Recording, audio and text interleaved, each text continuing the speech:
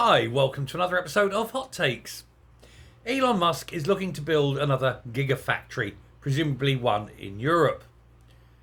And so, both the Scottish government and the British government have invited him to do so in Britain.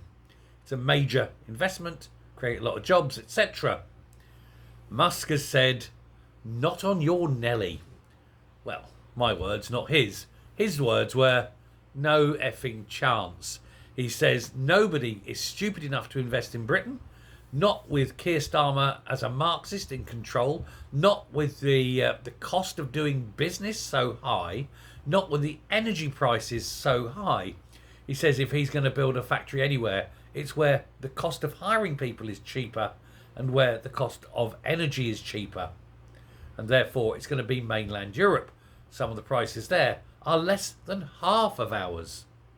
And he says the problem is nobody is willing to invest in Britain for both those reasons. He says the energy cost is going to deter anyone who's looking to manufacture, and nobody would hire if the taxation on an employer to hire someone is so high. It says on top of that, of course, it says there's other places that have lower corporation tax, for example, and they're the ones that are going to get the investment. Elon is, of course, correct. After all, he's the one saying he's not going to invest. Labour have come out and refuted this. They said, nonsense, people will invest here. Lots of people will invest here. How can they possibly say that when the world's richest man says he's not going to invest here and lays out the reasons? Meanwhile, of course, Ford are pulling out of Europe for much the same reason. Tax, costs, etc.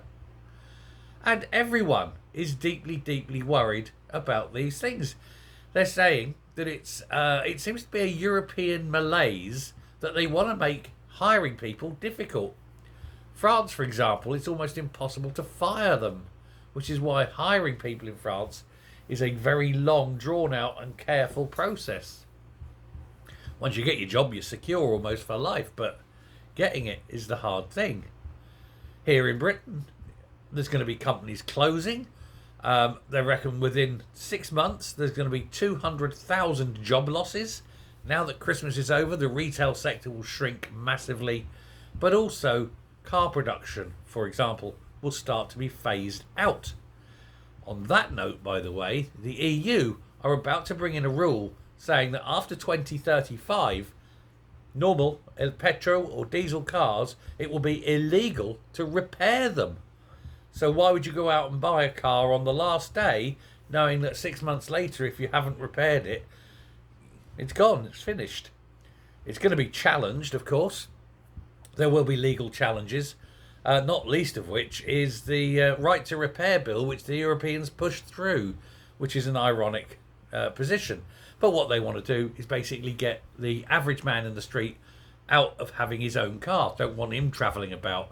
If you can only use public transport, then they can close public transport down when something happens.